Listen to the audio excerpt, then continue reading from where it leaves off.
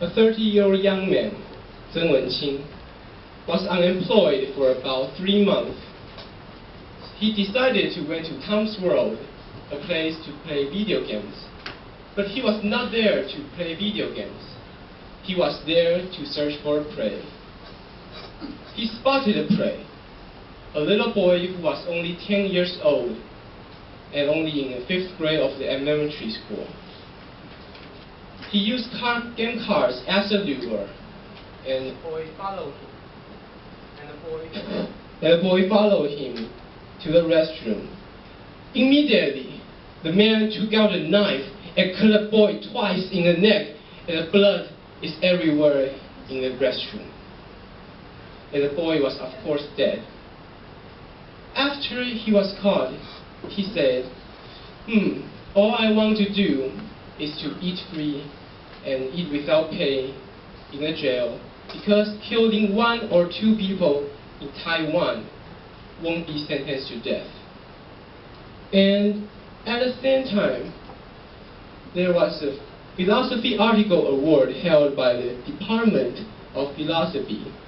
So based on the 2 reasons, I wrote an article about it. So before I move on, I want to do a little survey. If you think that death penalty is a necessity in Taiwan, please raise your hand.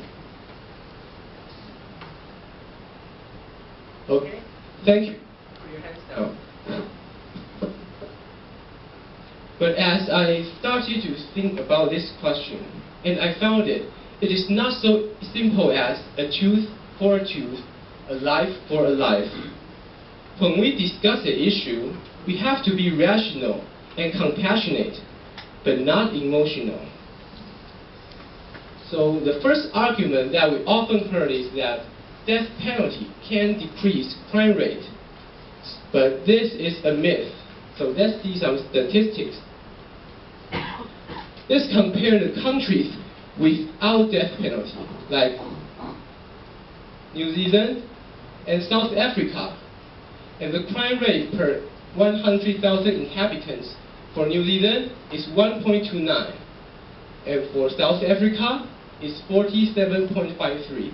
And it is so high, right? But between the countries without death penalty, they have difference. And let's compare the countries with death penalty and without death penalty. Poland is a country with death penalty, and its crime rate 1.87. And Netherlands is a country without death penalty, and its crime rate is almost half of Poland, 0.97. What does it indicate? This indicates it is not a single cause and effect relation between death penalty and crime rate. When we discuss the issue, when we are in a larger scale of the country and society, the relation between the cause and effect is not always so simple. Another common argument that we often heard is that you have to admit that we have to pay and for their living and for their food. So if we just gave them a gunshot, bang, bang, and the boy, and the bad guy is dead, so we don't have to pay for it, then we can save money. But I want to tell you that this is also a myth. Let's see some statistics again. How many people were there in Taiwan in the jail? So far, we have almost 60,000 people in Taiwan who were prison inmates. And for those who were sentenced to death but not executed, only 52 people. So let's do a simple math division. 52 divided by 59092, and the answer is 0.08%. And it's smaller than 0.1%. And it is really low, right? If this is not obvious enough, we can see the pie chart. This pie chart is not a Japan flag, okay?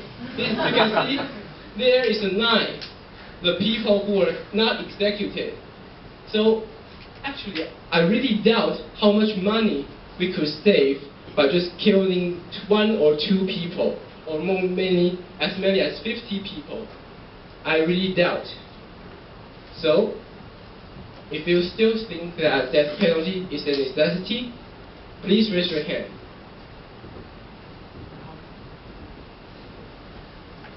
Okay, thank you. You can put your hands down. A common argument is that, your mom or dad were killed by the bad guys.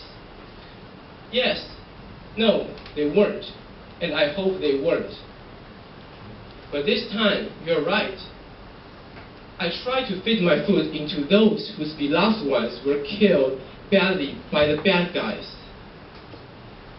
Indeed, I really can't imagine how angry, how sad, how frustrated I would be if that thing really happened to me. But as I have mentioned before, when we discuss the issue, we have to be rational and compassionate, but not emotional. Compassionate, but not emotional. The only final thing that I want to mention as a conclusion from my speech is that 30 years, what we do right now will affect another 30 years. So how could we not think further and deeper? Toastmasters of the evening.